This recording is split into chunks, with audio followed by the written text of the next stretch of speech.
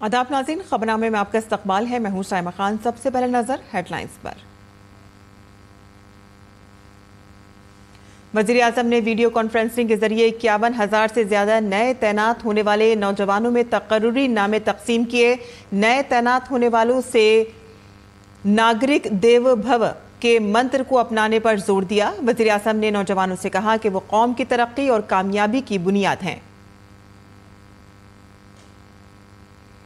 Security forces की तेज रफ्तार कार्रवाई जारी। मजीद 3 दहशतगर्दों के मकानात मिसमार और अब तक कुल 5 दहशतगर्दों के किए गए मकानात तबाह। यूएनएससी ने पहलगाम हमले की मजम्मत की। गुजरात में दरअंदाजों के खिलाफ बड़ी कार्रवाई। अहमदाबाद और सूरत से पुलिस ने 1000 से ज्यादा दरअंदाजों को किया गिरफ्तार, जिनमें से ज्यादातर बांग्लादेशी शहरी हैं शामिल। मेक इन इंडिया की जानिब एक बड़ा कदम। मरकजी वजीर अश्वनी वैष्णव ने इलेक्ट्रॉनिक अशिया की तैयारी के लिए वजारत के रहनुमा खतूत और सरमायाकारी के पोर्टल का आगाज किया। इस स्कीम से सरमायाकारी और रोजगार के नए मौके पैदा होने की उम्मीद।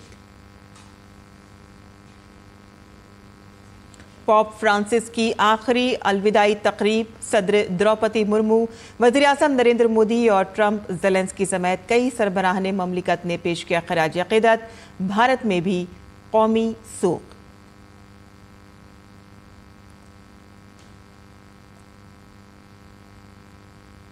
और अब खबरें तफसील से। वज़ीर आज़म नरेंद्र मोदी ने वीडियो कॉन्फ्रेंसिंग के जरिए 51,000 से ज़ायद नए मुंतखब होने वाले नौजवानों में तकर्रुरी नामे तकसीम किए। ये जॉब फेयर का 15वां एडिशन था। मुल्क भर में कुल 47 मकामात पर रोजगार मेलों का इनेकाद किया गया। अक्टूबर 2022 में जॉब मेले के आगाज के बाद से मरकजी हुकूमत ने 10 लाख से ज्यादा मुस्तकिल सरकारी नौकरियां दी हैं। मरकजी हुकूमत का ये इक़दाम रोजगार पैदा करने और तकरीरों में शफाफियत को यकीनी बनाने की जानिब एक बड़ा कदम है। वज़ीर आज़म ने नौजवानों पर जोर दिया कि वो मुल्क की माशी तरक्की और दाखिली सलामती को मजबूत बनाएं। उन्होंने कहा कि जिम्मेदारियों की दयानतदारी से ही मुल्क की तामीर यकीनी होगी। उन्होंने नौ मुंतखब अफराद से नागरिक देवो भव के मंत्र को अपनाने की अपील की।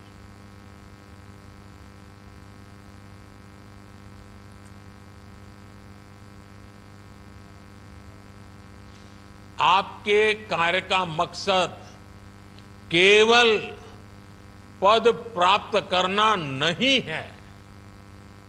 आपका पद भारत के हर नागरिक की सेवा करने और देश की प्रगति में अपना योगदान देने के लिए है।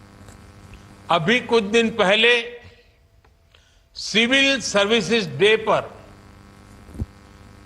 मैंने एक मंत्र दिया था और मैंने कहा था कि हम सरकार में जितने भी लोग हैं, हमारे लिए तो एक ही मंत्र सर्वोपरि होना चाहिए और वो मंत्र है नागरिक देवो भव।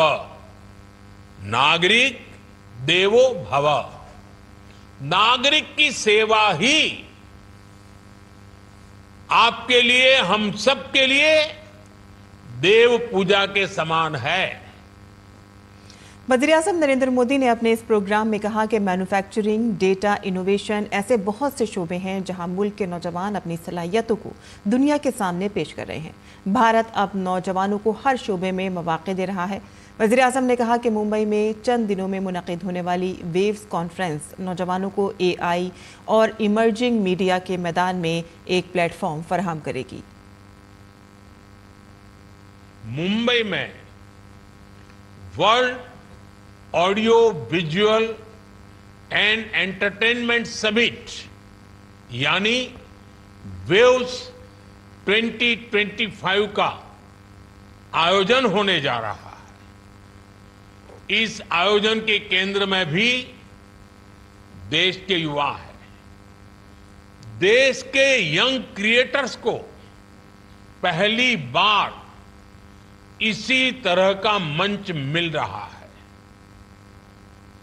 मीडिया, गेमिंग और एंटरटेनमेंट फील्ड के इनोवेटर्स के लिए ये प्रतिभा दिखाने का अभूतपूर्व अवसर है। मुल्क भर में 47 मकामात पर आज 15वां रोजगार मेले का इनेकाद किया गया और इसी तनासुर में नई दिल्ली के नेशनल मीडिया सेंटर में एक रोजगार मेले का भी एहतमाम किया गया, जिसमें मरकजी वुज़रा अश्वनी वैष्णव और डॉक्टर जितेंद्र सिंह ने 19 महकमों के 200 से ज्यादा लोगों को तकर्रुरी नामे सौंपे। मुल्क भर में 47 मकामात पर रोजगार मेलों का इनेकाद किया गया। इस मौके पर हुकूमत हिंद में काबीना के वुज़रा अश्वनी वैष्णव और डॉक्टर जितेंद्र सिंह ने नई दिल्ली के नेशनल मीडिया सेंटर में 19 महकमों के 200 से ज्यादा लोगों को तकर्रुरी नामे दिए। इस मौके पर मरकजी वजीर अश्वनी वैष्णव ने कहा कि रेलवे के तहत 5 लाख नौजवानों को रोजगार फराहम किया गया है, जबकि फिलहाल 1 लाख तकर्रुरियां सिलेक्शन के अमल में हैं। उन्होंने कहा कि वज़ीर आज़म का विजन 2047 तक तरक्की याफ्ता भारत की तामीर का है और आज जो नौजवानों को रोजगार मिल रहा है वो इस सिमत में मददगार साबित होंगे। इन 15 रोजगार मेलों में 10 लाख से अधिक नौजवानों को सरकारी नौकरी दी गई। 10 लाख। उसमें केवल रेलवे का अगर हिस्सा देखें, मोदी जी के इन 11 वर्षों में 5,07,000 लोगों को रेलवे में नौकरी दी। 1,12,000 वैकेंसीज का रिक्रूटमेंट चल रहा है। 1,12,000 वैकेंसीज के। डाक, higher education, railway, finance services, home ministry, EIC और EPFO में तकर्रुरी हासिल करने वाले नौजवानों के चेहरों पर खुशी थी। उन्होंने वज़ीर आज़म से इज़हार तशक्कुर किया और एक तरक्की याफ्ता भारत की तामीर में अपना भरपूर ताउन देने का अहद किया। वो फेस ऑफ इंडिया है एक तरीके से और हमेशा गाइड भी करते रहते हैं और आज भी उन्होंने बोला कि सिटीजन्स जो हैं उनको वो प्राइम होने चाहिए। हमारे लिए भी, मैं गवर्नमेंट का पार्ट बन गई हूँ तो मैं अपनी जिम्मेदारी अच्छे से निभाऊंगी। आज उन्होंने हमें एक नारा भी दिया है कि नागरिक देवो भव, तो उसी को फॉलो करते हुए हम अपनी पूरी जो भी हमारे कर्तव्य हैं उन्हें पालन करेंगे। भारत सरकार का तहे दिल से धन्यवाद करती हूँ कि नौकरी देकर उन्होंने एक विश्वास दिखाया है और इस दिन के लिए मैं आज धन्यवाद करती हूँ। मैं सरकार का धन्यवाद करूंगी, उन्होंने मुझे ये अवसर दिया है कि मैं देश की सेवा कर सकूं और ये सिर्फ एक नौकरी नहीं थी, मेरा और मेरे परिवार का सपना था जो आज पूरा हुआ है। काबिल जिक्र है कि हुकूमत हिंद का मकसद नौजवानों की एक बड़ी तादाद को रोजगार के मौके फराहम करने के साथ साथ उन्हें तरक्की के मरकजी धारे से जोड़ना है। तकर्रुरियां हासिल करने वाले नौजवानों में माजूर, देही पस मंजर और गरीब तबके से ताल्लुक रखने वाले शामिल रहे और 28% तकर्रुरियां ख़वातीन की हुई। Bureau report, DD news Urdu खबरें। रोजगार मेले के 15वें एडिशन के तहत गुरुग्राम में भी एक प्रोग्राम का इनेकाद किया गया। मरकजी वजीर ममलिकत और गुरुग्राम के MP राव इंद्रजीत सिंह ने उम्मीदवारों में तकर्रुरी खत तकसीम किए। गुरुग्राम में 147 नौजवानों को तकर्रुरी खत दिए गए। तकर्रुरी खत हासिल करने वाले नौजवानों ने वजीर आज़म मोदी का शुक्रिया अदा किया। जब से ये संकल्प लिया गया है, कोई 10 लाख बच्चे भारत सरकार की अनेक डिपार्टमेंट्स के अंदर सिलेक्ट हो गए हैं। तो आज ये 15वां था और आने वाले समय के अंदर और होते रहेंगे। रोजगार मेले के 15वें एडिशन के तहत वज़ीर आज़म नरेंद्र मोदी ने वीडियो कॉन्फ्रेंसिंग के जरिए 51,000 से ज्यादा नए मुलाजमत करने वाले नौजवानों को तकर्रुरी के खतूत तकसीम किए और इस सिलसिले में फरीदाबाद के CGST भवन में मुनक़िद एक प्रोग्राम में मरकजी वज़ीर ममलिकत कृष्णपाल गुर्जर ने 100 से ज्यादा उम्मीदवारों को सरकारी तकर्रुरी लेटर सौंपे और उनके रोशन मुस्तकबिल की ख्वाहिश की। प्रोग्राम में उन्होंने एक नाबीना खातून उम्मीदवार को पहला तकर्रुरी खत देकर आगाज किया। हुकूमती तकर्रुरी लेटर मिलने के बाद उम्मीदवारों ने खुशी का इजहार करते हुए हुकूमत का शुक्रिया अदा किया।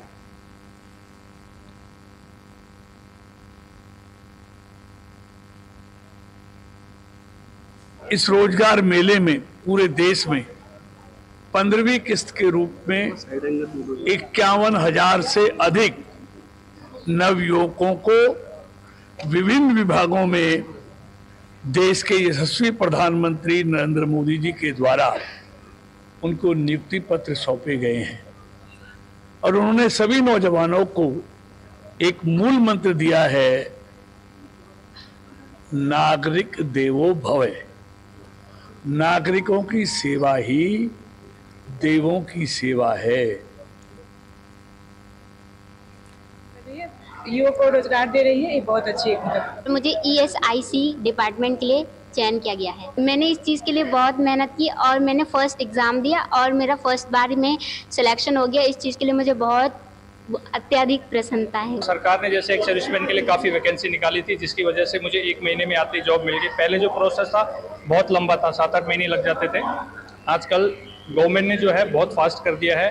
अभी 2-3 महीने पहले रिजल्ट आया और अभी कल से ही ज्वाइनिंग उन्होंने दे दी है। कभी नहीं सोचा था, 3 साल मेहनत करने के बाद जब ये प्राप्त हुआ तो बहुत अच्छा लगा। यहाँ पे आज हम रोजगार मेले में आए हैं और प्रधानमंत्री द्वारा ये चलाई जा रही स्कीम है, उसके तहत हमको आज यहाँ पे ज्वाइनिंग लेटर मिला है और 1 महीने के अंदर हमारी ज्वाइनिंग है। और मेरा इनकम टैक्स में हुआ है इंस्पेक्टर पद पे। So much for the government and the PM Modi for offering me inspector of income tax. Prayagraj में भी जॉब फेयर के 15वें एडिशन का एहतमाम राजश्री टंडन ओपन यूनिवर्सिटी में किया गया। इस मौके पर रोजगार मेले के मेहमान खुसूसी मरकजी वज़ीर ममलिकत बराए सेहत और ख़ानदानी बहबूद अनुप्रिया सिंह पटेल ने प्रोग्राम में हिस्सा लेने वाले उम्मीदवारों में तकर्रुरी नामे तकसीम किए। यहाँ तकर्रुरी लेटर हासिल करने वाले 96 उम्मीदवारों ने वज़ीर आज़म का शुक्रिया अदा किया। हमारे सभी अभ्यर्थी अपने अपने विभागों में प्रारंभ करने जा रहे हैं। उसमें वो भारत सरकार के जो एक नए संकल्प के रूप में 2047 के विकसित भारत को बनाने का संकल्प है, उसको सदा ध्यान में रखेंगे, क्योंकि ये सारे अभ्यर्थी जो अब अपनी इस यात्रा को प्रारंभ करेंगे, जीवन के अगले 25-30 साल जो बेहद महत्वपूर्ण समय होगा, इस दौरान वो विकसित भारत निर्माण की यात्रा के साथ भी जुड़ेंगे। मेरा जो चयन हुआ है वह CRPF में हुआ है और माननीय प्रधानमंत्री जी के जो ये रोजगार योजना है, मेला है, इसके अंतर्गत बहुत सारी सुविधाएं हैं और हमें बहुत अच्छा लग रहा है यहाँ आकर के कि आज उनके माध्यम से हमें नियुक्ति पत्र प्रदान किया गया है और हम बहुत आभारी हैं प्रधानमंत्री जी के। पहलगाम दहशतगर्दाना हमले के बाद वादी में सिक्योरिटी फोर्सेस की कार्रवाई जारी है। सिक्योरिटी फोर्सेस ने मजीद 3 दहशतगर्दों के मकानात को बम धमाकों से मिसमार कर दिया और अब तक कुल 5 दहशतगर्दों के मकानात मिसमार किए जा चुके हैं। इन दहशतगर्दों पर पहलगाम हमले में मुलव्विस होने का शुबा है। सिक्योरिटी फोर्सेस ने पुलवामा के मुरनान में जैश ए मोहम्मद के सरगर्म दहशतगर्द एहसान उल हक के घर को भी धमाके से उड़ा दिया। उसने 2018 में पाकिस्तान जाकर खुसूसी ट्रेनिंग हासिल की। 2018 में पाकिस्तान में सरगर्म होने के बाद एहसान उल हक हाल ही में वादी में दोबारा दाखिल हुआ था और इसी तरह से सिक्योरिटी फोर्सेस ने जिला कुलगाम के दहशतगर्द जाकिर अहमद गनई के घर को मिसमार कर दिया। कुलगाम के मतलहामा में गनाई के घर को फौज ने बम धमाके के जरिए मुनहदिम कर दिया। गनाई 2023 से दहशतगर्द सफ़ों में सरगर्म है और इसके अलावा शोपिया के छोटीपुरा में दहशतगर्द शाहिद अहमद कूटे के घर को भी मिसमार कर दिया गया। शाहिद 2002 से सरगर्म है। सिक्योरिटी फोर्सेस ने कुलगाम जिले के काईमो इलाके के ठोकरपुरा में दहशतगर्दों के 2 साथियों को गिरफ्तार किया है और इससे पहले कुलगाम दहशतगर्दाना हमले में जम्मू कश्मीर में लश्कर तैयबा के 2 दहशतगर्दों के मकानात एक धमाके में तबाह हो गए थे। ये मकानात जुमेरात की शब होने वाले धमाकों में ढा दिए गए थे। हुक्काम ने बताया कि सिक्योरिटी फोर्सेस लश्कर तैयबा के 2 दहशतगर्द आदिल हुसैन थोकर और आसिफ शेख के घरों की तलाशी ले रहे थे कि वहां पहले से ज़ख़ीरा शुदा धमाका खेज मवाद फट गया और उनका कहना था कि धमाका खेज मवाद से मकानात तबाह हुए। जनूबी कश्मीर के ज़िला अनंतनाग का रहने वाला थूकर मंगल के पहलगाम हमले के अहम मुलजिमीन में शामिल है, जबकि पुलवामा ज़िले के तराल के रहने वाले शेख पर भी हमले की साजिश में मुलव्विस होने का शुबा है। जम्मू कश्मीर के पहलगाम में हुए दहशतगर्दाना हमले को लेकर न सिर्फ मुल्क बल्कि पूरी दुनिया में गम गुस्सा है। लंदन में भारतीय कम्युनिटी के अरकान ने पहलगाम दहशतगर्दाना हमले की मजम्मत करते हुए पाकिस्तानी हाई कमीशन के बाहर एहतजाज किया। लोगों की बड़ी तादाद डेनमार्क के दारुल-हुकूमत कोपनहेगन और ऑस्ट्रेलिया के मेलबोर्न में भी पाकिस्तान के खिलाफ एहतजाज और दहशतगर्दी के हमले में जान की बाजी हारने वाले शहरियों को खराज अक़ीदत पेश करने पहुंच गई। नेपाल के दारुल-हुकूमत काठमांडू में पाकिस्तानी हाई कमीशन के बाहर भी बड़ी तादाद में लोगों ने पाकिस्तान के खिलाफ मुजाहिरा किया। पहलगाम दहशतगर्दाना हमले के बाद भारत ने सिंध तास मुआहदे को रोककर पाकिस्तान को एक कतरा पानी भी न देने की कोशिशें शुरू कर दी हैं। मरकजी आबी वजीर CR पाटिल ने पाकिस्तान को पानी की सप्लाई रोकने के लिए 3 स्कीमों पर काम करने की बात कही है। गुज़िश्ता रोज वजीर दाखिला अमित शाह की रिहाइशगाह पर सिंध तास मुआहदे की मअतली के हवाले से मीटिंग हुई, जिसमें मरकजी वजीर दाखिला अमित शाह और वजीर आबी तवानाई CR पाटिल के दरमियान तकरीबन 45 मिनट तवील मीटिंग में पाकिस्तान जाने वाले पानी को रोकने के तरीक़ों पर तबादला ख्याल किया गया। ज़राए के मुताबिक इजलास में 3 अहम ऑपरेशंस पर गौर किया गया। शॉर्ट टर्म, मिड टर्म और लॉन्ग टर्म। हुकूमत की साफ नीयत है कि पानी का एक भी कतरा पाकिस्तान ना जाए।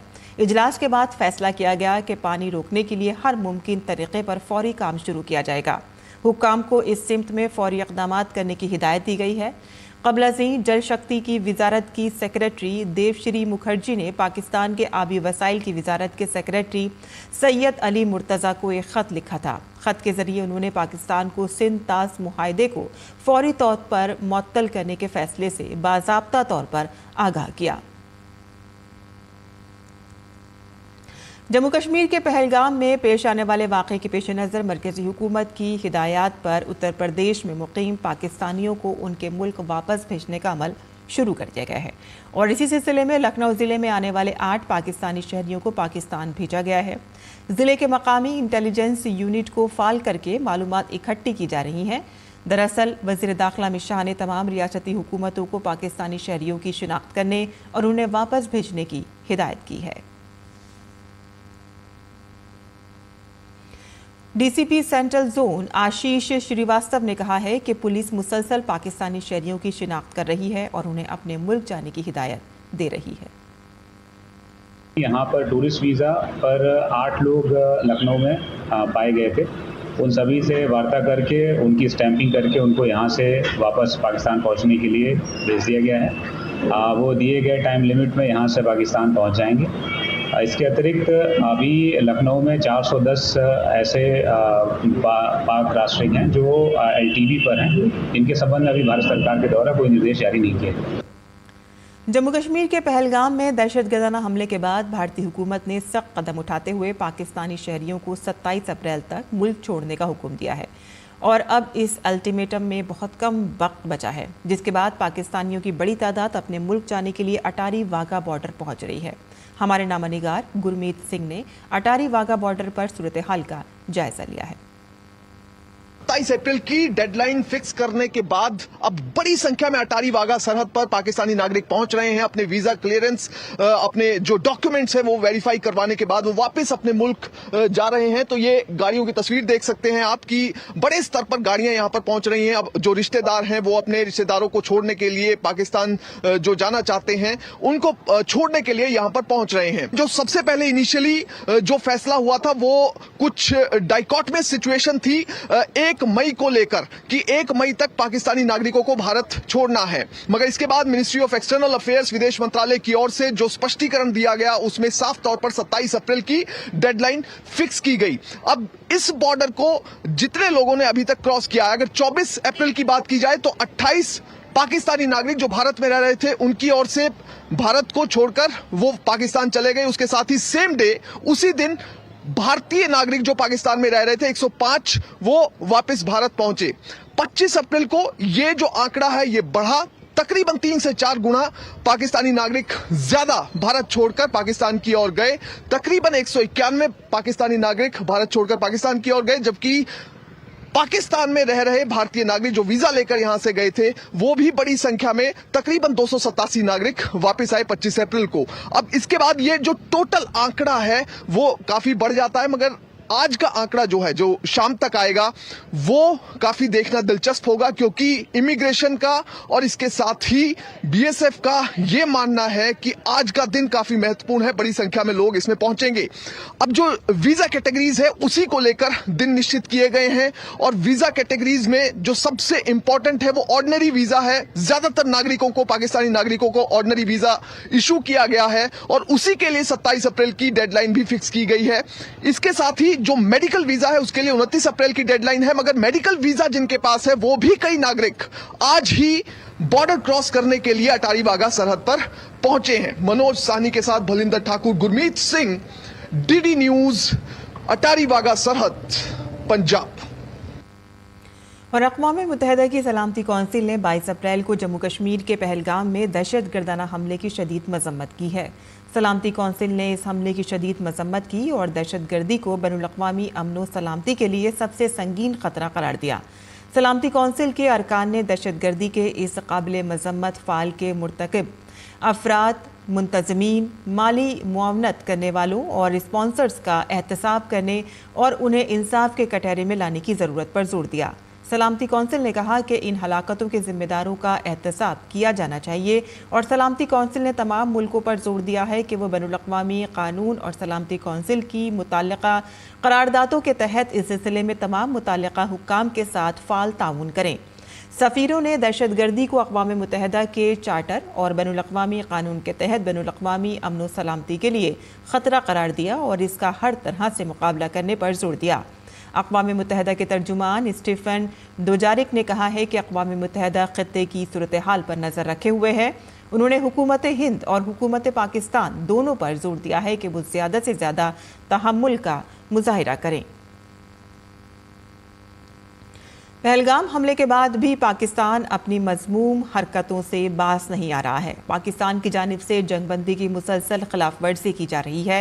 25 से 26 अप्रैल की दरमियानी शब कश्मीर में लाइन ऑफ कंट्रोल के पार पाकिस्तानी फ़ौज की मुख्तलिफ चौकियों के जरिए फायरिंग की गई। भारतीय फ़ौजियों ने भी मुंह तोड़ जवाब दिया। फिलहाल किसी जानी नुकसान की कोई इत्तला नहीं है और इससे कबल जुमेरात और जुमे को भी वादी कश्मीर में लाइन ऑफ कंट्रोल से मुल्हका इलाकों में भारतीय फ़ौज की अगली पोस्टों पर फायरिंग की गई। फ़ौज ने भी इसका मुंह तोड़ जवाब दिया। जम्मू कश्मीर के पहलगाम में दहशतगर्दाना हमले के एहतजाज में आज भोपाल और इंदौर के बाजार आधे घंटे के लिए बंद रहे।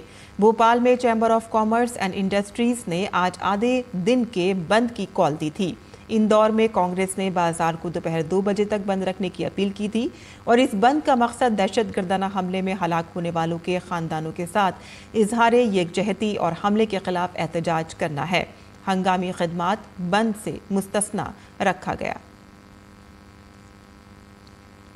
गुजरात पुलिस ने दरअंदाजों के खिलाफ बड़े पैमाने पर कार्रवाई की है। अहमदाबाद में 890 गैर कानूनी बांग्लादेशियों को हिरासत में लिया गया है, जबकि सूरत में 150 से ज़ायद गैर कानूनी बांग्लादेशियों को गिरफ्तार किया गया है। अहमदाबाद और सूरत पुलिस की SOG और क्राइम ब्रांच की टीमों ने मुख्तलिफ इलाकों से गैर कानूनी बांग्लादेशियों को हिरासत में लिया। अहमदाबाद क्राइम ब्रांच को चंडोला इलाके में बड़ी तादाद में बांग्लादेशी शहरियों की मौजूदगी की इत्तला मिली थी, जिसकी बुनियाद पर कार्रवाई की गई। पकड़े गए दरअंदाजों से जाली आधार कार्ड और दीगर शिनाख्ती कार्ड बरामद हुए हैं और उनसे पूछताछ जारी है और तहकीकात मुकम्मल होने के बाद उन्हें डिपोर्ट कर दिया जाएगा। पुलिस ने इस ऑपरेशन को गैर कानूनी दरअंदाजी के खिलाफ बड़ी कामयाबी करार देते हुए कहा कि तमाम मुल्जिमान को कानूनी अमल के तहत उनके मुल्क वापस भेज दिया जाएगा। इस ऑपरेशन के बाद वीडियो कॉन्फ्रेंसिंग के जरिए मजीद बातचीत की गई ताकि दीगर अजला में भी जल्द कार्रवाई की जा सके। इस कॉन्फ्रेंस में रियासत के वजीर दाखिला मौजूद थे। रोमन कैथोलिक चर्च के सरबराह पॉप फ्रांसिस की आखिरी रसूमात आज रोम के सेंट मैरी मेजर बेसिलिका में अदा की गई। आखिरी रसूमात वेटिकन सिटी के सेंट पीटर्स स्क्वायर पर अदा की गई। दुनिया भर के सरबराहान ममलिकत और नुमाइंदों समेत हज़ारों अफराद आंजानी पॉप को खराजी अक़ीदत पेश किया।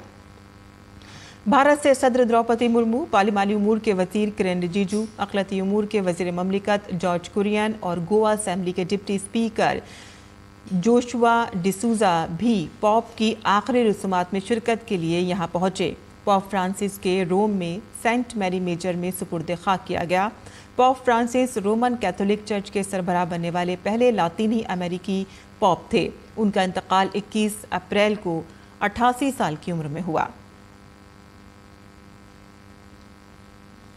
वज़ीर-ए-आज़म नरेंद्र मोदी ने रोमन कैथोलिक चर्च के सरबराह पॉप फ्रांसिस को खराज-ए-अक़ीदत पेश किया। वज़ीर-ए-आज़म ने सोशल मीडिया पर लिखा कि सदर द्रौपदी मुर्मू ने भारतीय अवाम की जानिब से पॉप फ्रांसिस को खराज-ए-अक़ीदत पेश किया। मुआशरे के लिए उनकी खिदमात को दुनिया हमेशा याद रखेगी। अमेरिकी सदर डोनाल्ड ट्रंप ने सोशल मीडिया पर बताया कि रूस और यूक्रेन के दरमियान तनाज़ा ख़त्म करने के लिए बेशतर नुकात पर इत्तेफाक हो गया है। ट्रंप ने अपने ट्रुथ सोशल पेज पर बताया कि रूस और यूक्रेन के साथ बातचीत और मुलाकातों का दिन अच्छा गुजरा। इस तनाज़े को ख़त्म करने के लिए दोनों फ़रीक़ैन को अब एक आला सतही इजलास में मिलना चाहिए। सदर ट्रंप का ये तबसरा मॉस्को में उनके एलजी स्टीव विटकॉफ और रूसी सदर व्लादिमीर पुतिन के दरमियान यूक्रेन के तनाज़े के ख़ात्मे के लिए होने वाली मुलाकात के बाद सामने आया है। ताहम यूक्रेन इन मुज़ाकरात का हिस्सा नहीं था। रोम में खिताब करते हुए अमेरिकी सदर ने कहा कि मुमकिना मुआहदे के लिए ज़्यादातर अहम नुकात पर पहले ही इत्तेफाक हो चुका है। उन्होंने ये भी कहा कि अमेरिका तनाज़े के ख़ात्मे के लिए हर मुमकिन मदद फराहम करने के लिए तैयार है। इसी के साथ ही हमारा खबरनामा यहीं ख़त्म होता है। हमारी पूरी टीम को इजाज़त दें। आदाब।